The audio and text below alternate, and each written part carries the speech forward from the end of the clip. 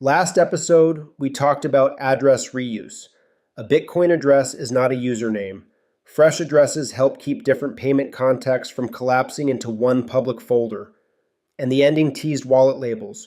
Why future you needs context before the coins all look the same. But we already covered basic wallet labels a few episodes ago. So today we go one level deeper. Not just labels, the recovery map. Because the scariest Bitcoin problem is not always losing the seed phrase. Sometimes the seed phrase survives, but the context disappears. You can recover the wallet and still not understand the wallet. That is the whole episode. Think about future you. 2 years from now, 5 years from now, 10 years from now. You open an old wallet, the coins are there, the addresses are there, the transactions are there, but the meaning is gone. Which coins came from an exchange? Which ones came from a client? Which ones were gifts? Which ones were connected to a public donation address? Which ones were changed from a payment? Which wallet was cold storage? Which wallet was spending money? Which backup belongs to which device? That is the difference between access and understanding. The seed phrase is access. The recovery map is understanding. Do not mix those up. The seed phrase is a secret. It can unlock funds. It should be protected like a bearer instrument. This episode is not telling you where to store it. It is not telling you to put secrets in notes. It is saying something narrower and safer. Your wallet also needs non-secret context. Future you needs to know what the wallet was for. Future you needs to know what the labels meant. Future you needs to know which coin should not be casually merged. Future you needs to know which wallet was attached to which purpose. That is the recovery map. A useful recovery map does not need seed words. It does not need private keys. It does not need XPRV material. It does not need anything that spends Bitcoin. It needs context. It also needs restraint. Because the wrong version of this idea becomes dangerous fast.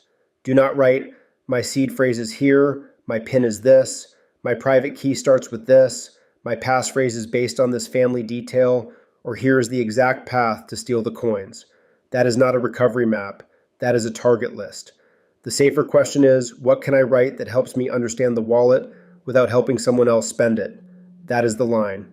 Something like hardware wallet, 1, long-term cold storage, software wallet 1, daily spending, exchange withdrawal wallet, KYC history, public donation address, public by design, client payment wallet, business record context. That kind of note does not move coins, but it can prevent future mistakes. Here's the mistake this prevents. You recover a wallet and see 5 coins. They look like amounts and dates. One is from an exchange withdrawal. One is from a public address. One is from a friend. One is from a client. One is change from an old spend. If you do not know which is which, you may spend them together.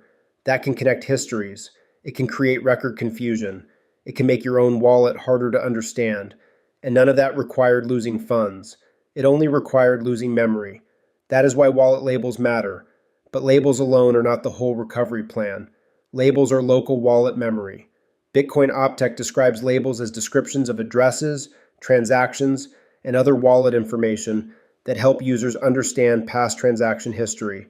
They are not stored on the blockchain. They are not broadcast to unrelated parties. They are local context. That is powerful.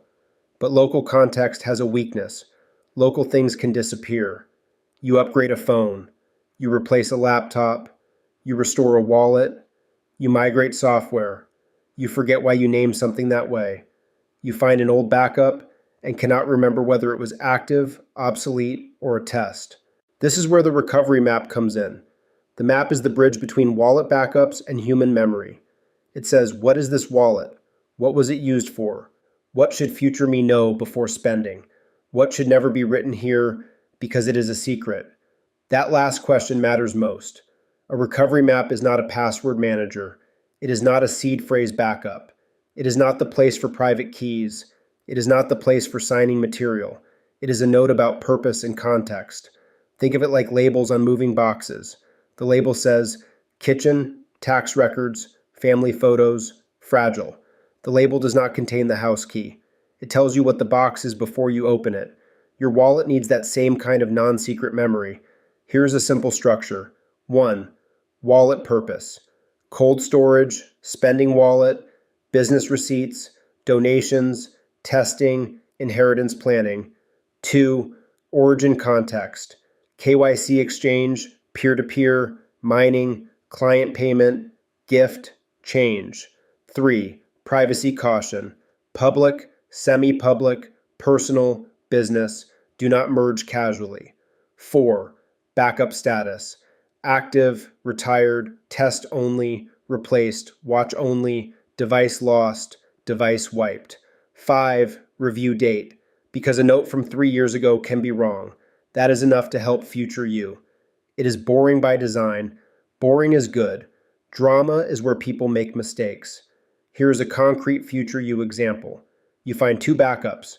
One says Bitcoin wallet, the other says cold storage wallet, created 2026, active until 2028, replaced by multi-sig setup, do not deposit again, label export save separately, no seed words in this note. Those 2 notes are not equal. The first note creates a mystery. The second note creates orientation. It tells future you the status. It tells future you the purpose. It tells future you not to keep using an obsolete wallet. And it does all of that without putting the spending secret in the note. That is the shape we want. Now, a warning. Do not turn this into a giant diary of your financial life. The goal is not to write sensitive personal data everywhere. The goal is to keep minimal context that makes the wallet understandable. Use boring names. Use purpose, not secrets. Use enough detail to avoid mistakes, not enough detail to create a new risk. And remember, different wallets handle backups differently. Some wallets rely on seed phrases. Some wallet software has wallet files. Bitcoin Core has backup and restore tools for wallet files. Other wallets have their own recovery flows. Do not assume one backup method applies to every wallet. That is another reason a recovery map helps. It can say, this wallet uses this recovery method, this device was retired, this backup was replaced, this label set was exported, this wallet should be treated as watch only. Again, not secrets. Context. The whole lesson is this. Bitcoin self-custody is not only about protecting the key, it is also about preserving the meaning of the wallet. The blockchain can tell you what happened. It cannot tell you why it happened. It cannot tell you what each coin meant to your life. It cannot tell future you which coins should stay separate. That is your job. And if you do it well, future you does not open a wallet full of mystery coins. Future you opens a map. Next episode, we take this into backups directly. The seed phrase is not the whole plan, and why recovery should be tested before life makes it urgent. This is exit velocity. Think in Bitcoin.